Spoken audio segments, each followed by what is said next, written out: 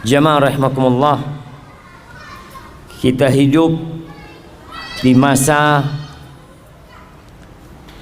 yang gemerlapan kehidupan dunia ini begitu menggoda.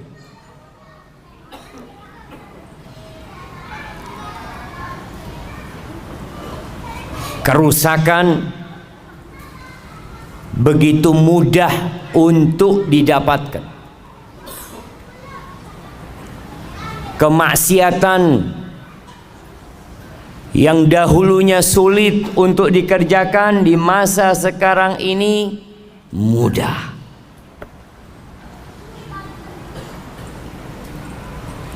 Karena apa? Karena teknologi. Dan harta ada. Fasilitas disediakan semuanya. Zaman dulu jemaah, jangan zaman dulu ya, tahun 90-an ke bawah, itu yang punya motor itu hanya orang kaya aja. Yang bisa beli motor tuh orang kaya. Sekarang di mana-mana orang punya motor. Dulu orang mau berangkat ke tempat maksiat susah. Sekarang online, diantar ke tempat maksiat. Nah, begitu mudah. Mau booking tempat maksiat di handphone bisa pilih. Na'udzubillah min dzalik. Maka waktunya kita berhenti sejenak, merenungkan kehidupan ini.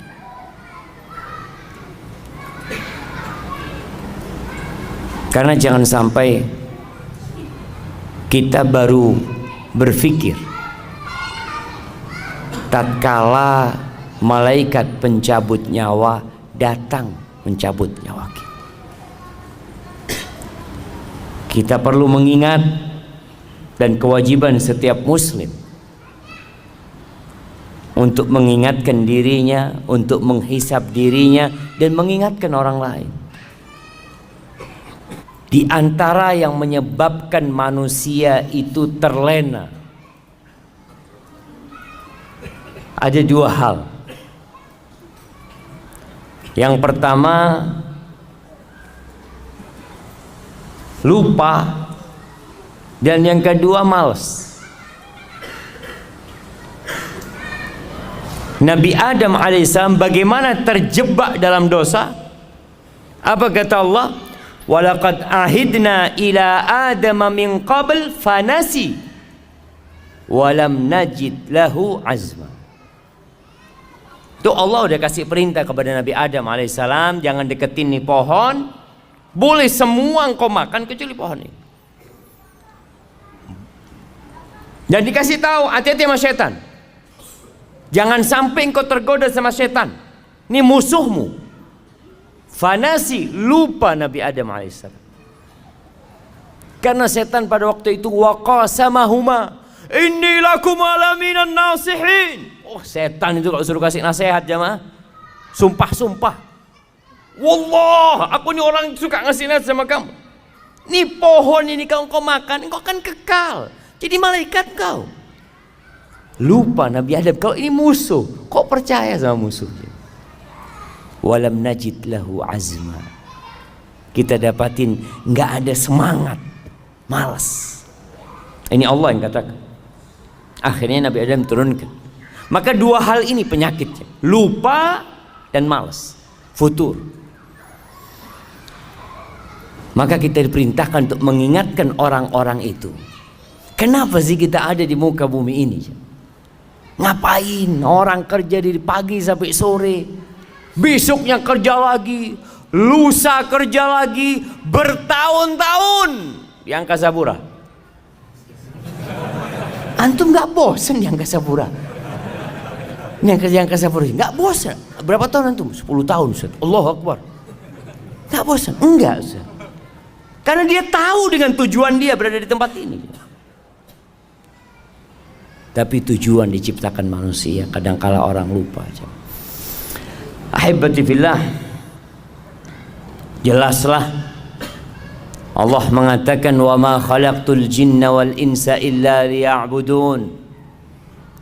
Tidaklah aku ciptakan bangsa jin dan manusia kecuali untuk beribadah kepadaku. Ma uridu minhum min rizq wa ma uridu an yut'imun. Aku nggak perlu mereka kerja kasih rezeki sama aku. Aku nggak perlu dari manusia untuk kasih makan kepadaku, kata Allah. Innallaha huwar razzaq dzul quwwatil matin.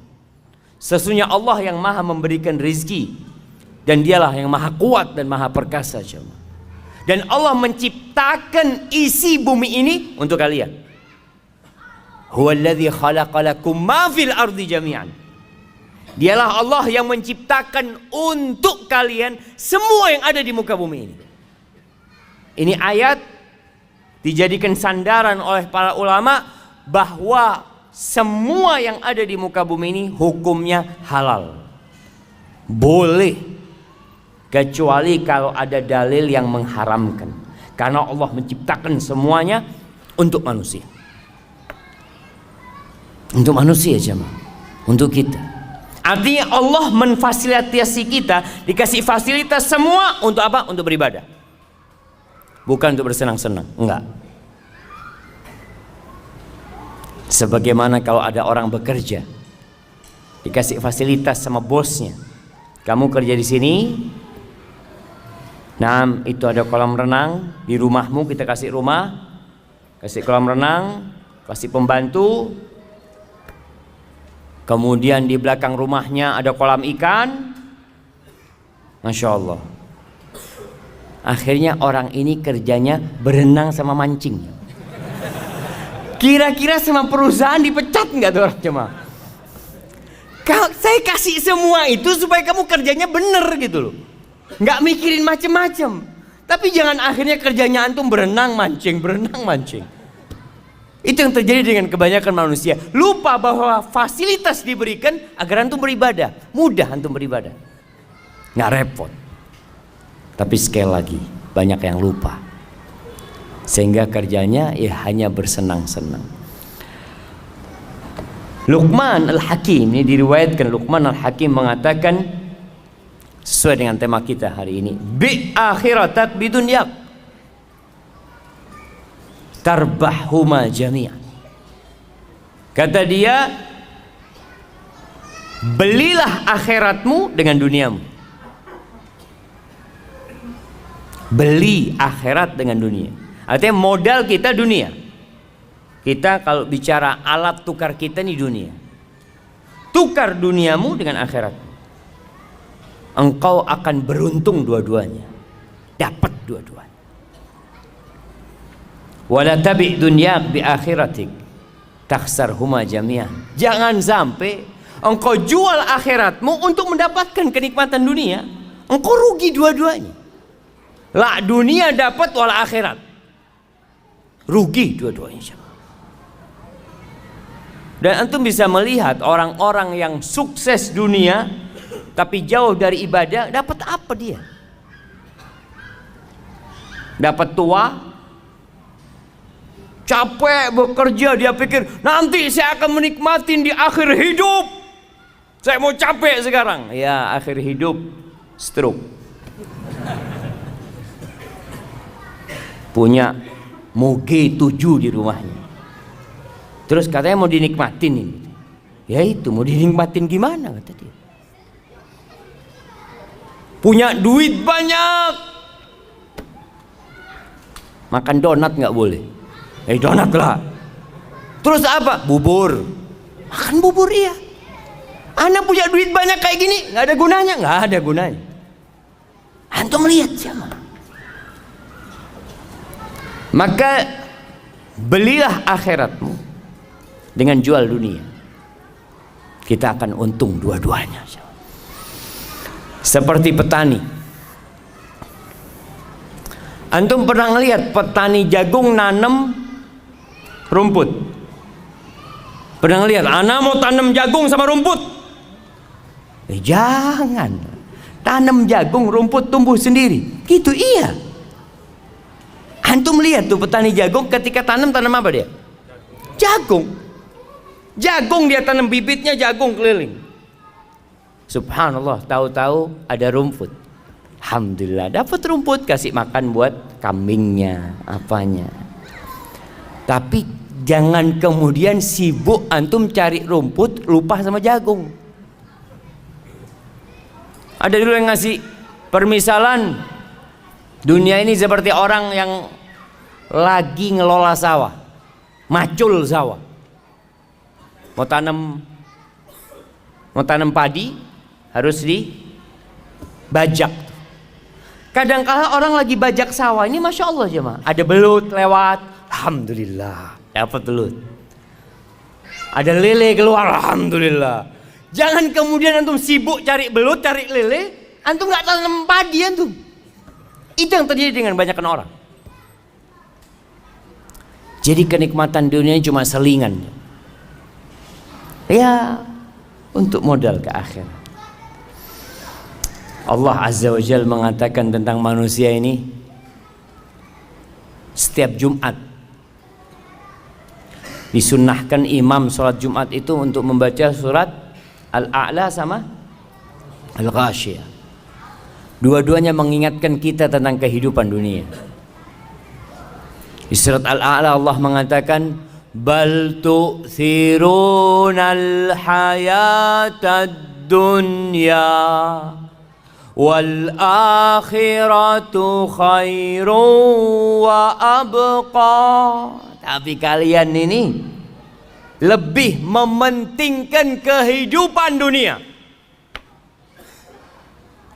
Antum lihat tuh orang-orang yang selalu ngomong kita tuh harus seimbang dunia dan akhirat. Lihat realitanya. Apakah dia seimbang dunia dan akhiratnya? Berapa jam dia cari dunia dan berapa jam dia cari akhirat? Orang tuh bisa duduk di kantornya jemaah dari jam 8 pagi sampai jam 4 sore. Duduk kajian ba'dal maghrib, setiap berapa menit lihat jam. Kok nggak selesai-selesai kajian, subhanallah. Ini baru mulai gitu jemaah. Jadi kalau mau bicara seimbang, antum harus seimbang beneran. Antum cari dunia 8 jam, cari akhirat 8 jam. Bisa?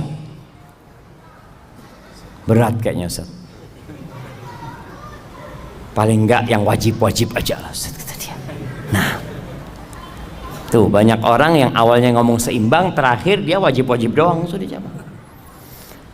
Padahal kalau urusan kerjaan dunia, lembur dia kerjakan jam. Bisa lembur sampai besok, siap. Yang penting ada fulusnya. Gak ada urusan dia jawab. Siap kajian sampai subuh. Besok kerja Ustaz. Insya Allah. Lembur untuk akhirat itu nggak siap jamaah. Karena apa? Nggak ada fulusnya. Ana izin minum dulu jamaah.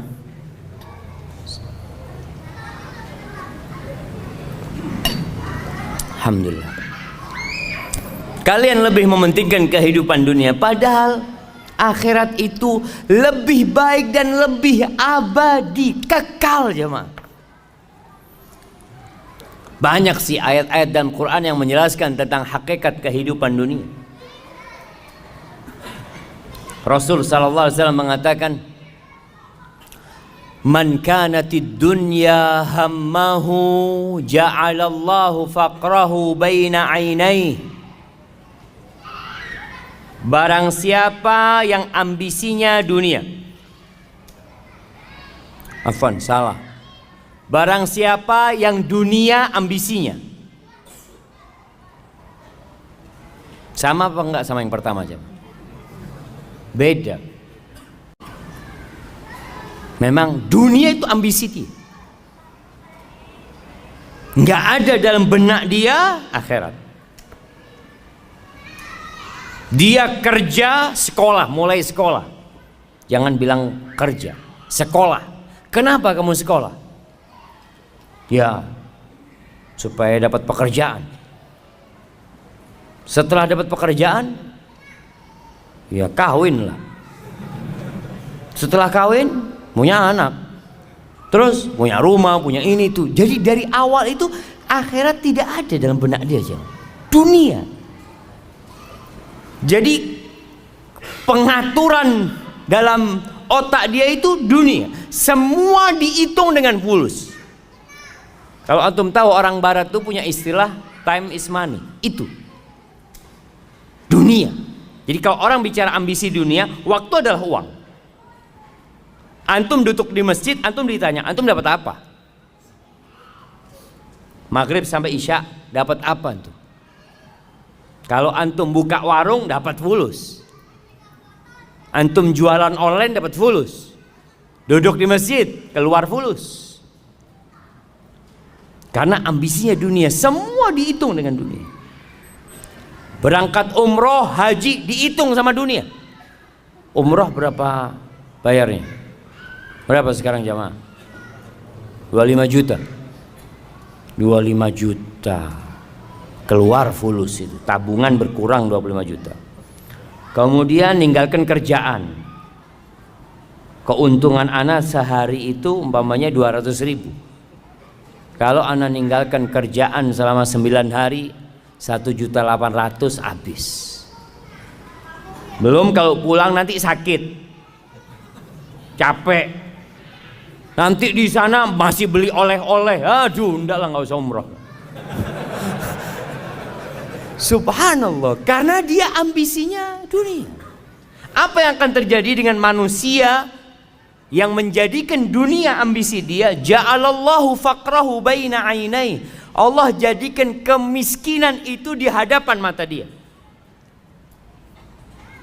Perasaan takut miskin itu ada di depan mata dia, jemaah. Baina ainai, subhanallah ya. Di antara kedua matanya, kata Nabi SAW. Seperti orang pakai kacamata, jemaah. Kemanapun dia memandang, ke atas, ke bawah, ke kanan, ke samping, yang ada takut miskin. Wasyattata alaihi syamlah. Urusannya dicerai-beraikan.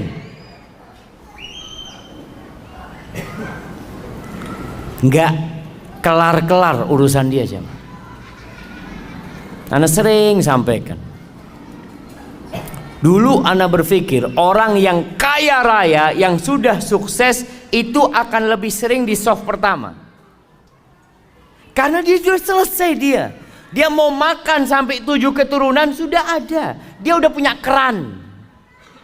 Keran dia di rumahnya dibuka itu bukan air yang keluar, jemaah. Fulus.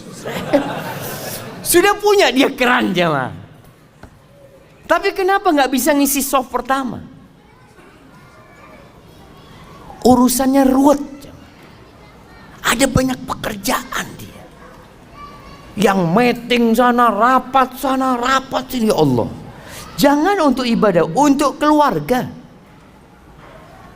Sampai ada cerita di Arab sana. Ada satu orang kaya sukses, jemaah. Waktu untuk keluarganya itu sedikit. Sedangkan tetangganya ini miskin. Akhirnya sering kumpul sama keluarga. Habis asar duduk bareng-bareng sama anaknya, makan pisang goreng, minum kopi. Si istri orang kaya ini cemburu dengan keadaan tetangganya. Maka dia ngomong sama suaminya, "Bang, abang itu kok sibuk terus cari fulus? Nggak lihat kayak tetangga kita bisa kumpul sama keluarganya sore-sore, ngobrol, makan bareng. Masa?" Iya. Oh ya, pinter nih suaminya, jemaah. Tetangganya dikasih modal kerja, jemaah. Kasih modal kerja sama dia, ruwet hidupnya, nggak lagi kumpul. Sama sekarang katanya. Yang awalnya punya waktu duduk sama keluarganya, nggak ada waktunya sudah, jemaah. Hadi dunia, jemaah. Jadi subhanallah, Allah jadikan urusannya. Karena tetangganya pintar, kamu mau nggak saya kasih modal kerja, nanti kamu bisa lebih kaya, bisa punya rumah, bisa punya mobil, ini dibuka itu, jemaah. Ya boleh kalau gitu. Hati-hati. Boleh bekerja, nggak dilarang. Kita bicara ambisi.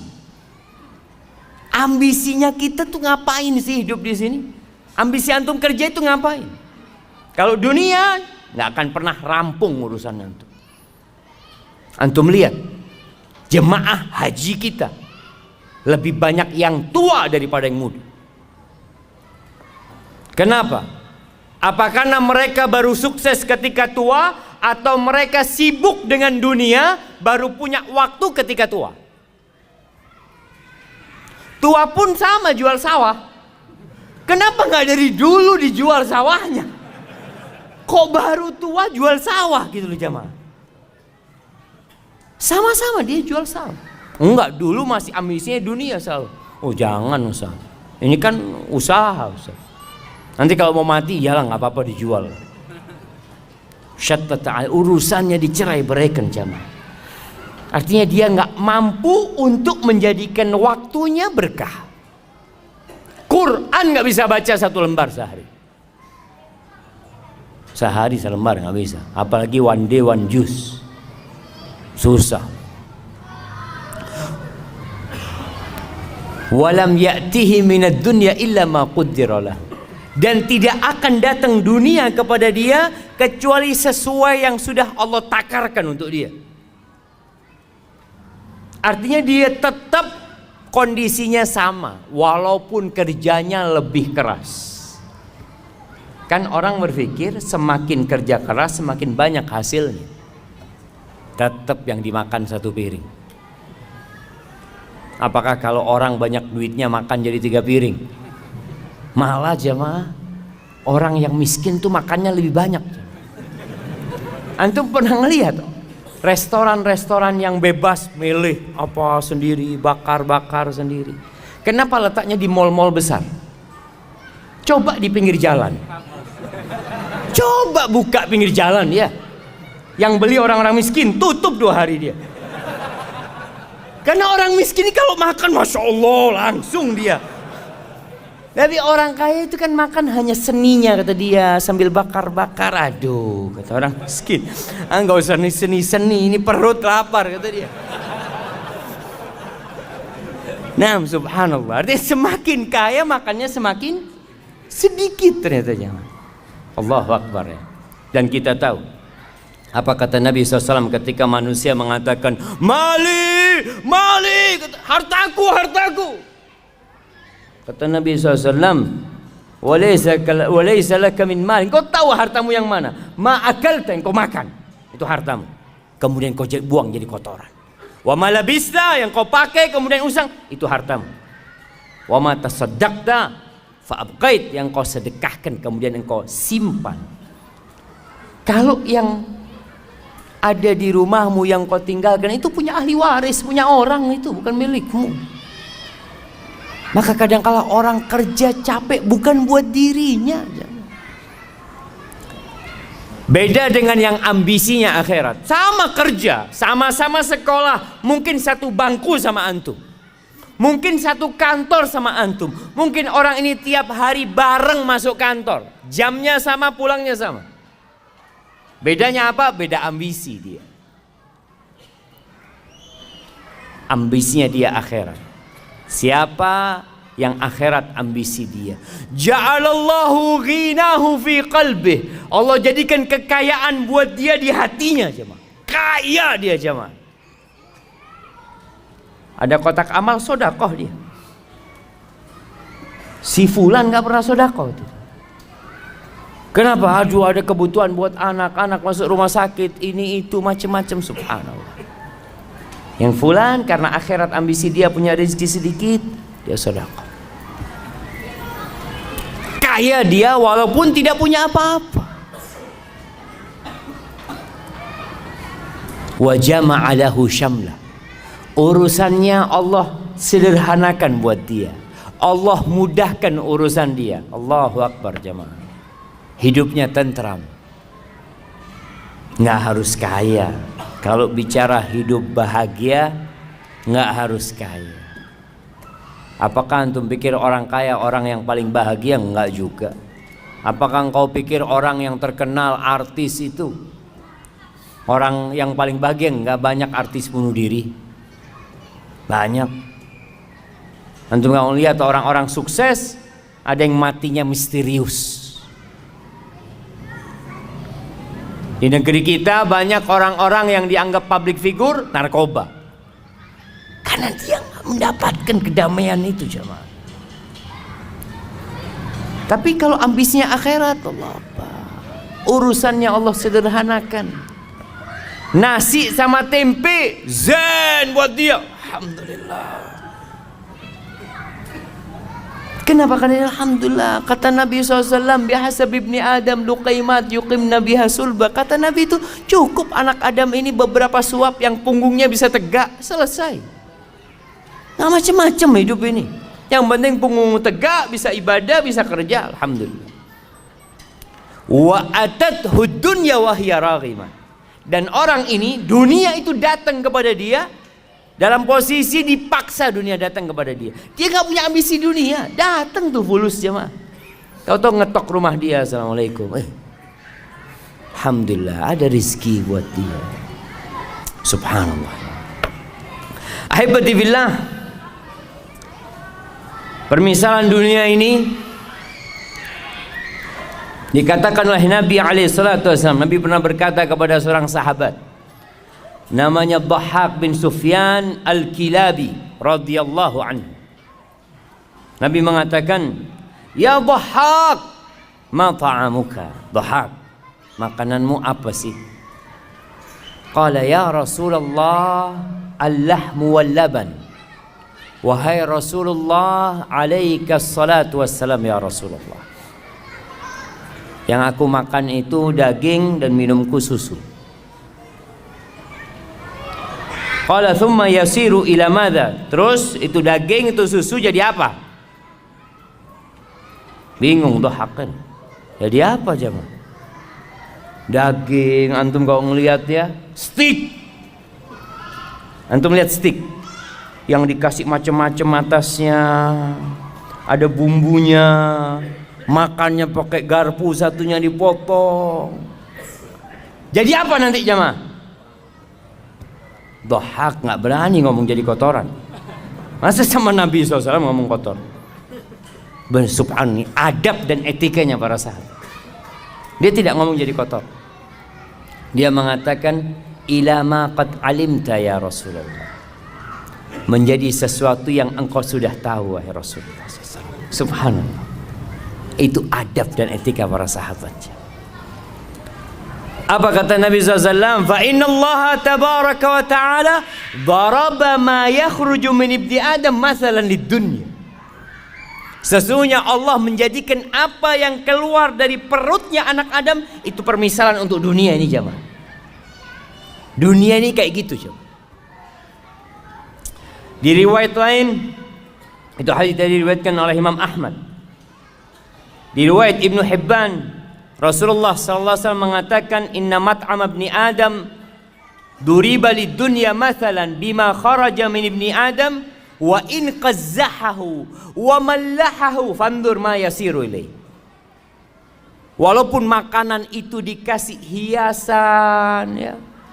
Antum kalau makan di restoran-restoran bintang 5 ya, kadang-kadang kasih piring ada tutupnya nanti masih keluar asap, dibuka, masya Allah ada sayur-sayurnya yang kecil, di model bintang, di model gunung, model apa, makanan macam-macam, masya Allah. Kata Nabi SAW, akhirnya jadi apa? Mau dibikin seperti apa? Oh, ada yang makanan muncung kayak gunung tadi itu jemaah. Ada yang warna merah, warna kuning, macam-macam manusia bikin makanan, jadinya apa? Kita tahu, hadhihi hiyad dunya. Itu dunia kita jemaah. Akhir dunia menuju kepada kerusakan. Rumah yang dibangun begitu indahnya, gedung-gedung yang tinggi. Di Jakarta antum lihat gedung-gedung itu modelnya macam-macam.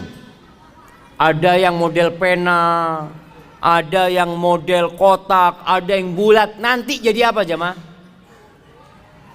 Jadi debu yang berterbangan jamaah. Maka jangan sampai kita terpedaya dengan sesuatu yang akhirnya jadi kotoran. Ibnul Qayyim rahimahullahu ta'ala ketika menjelaskan tentang hadis tadi, dia mengatakan famaghtarra biha wala sakana ilaiha illa dzu himmatin daniyah.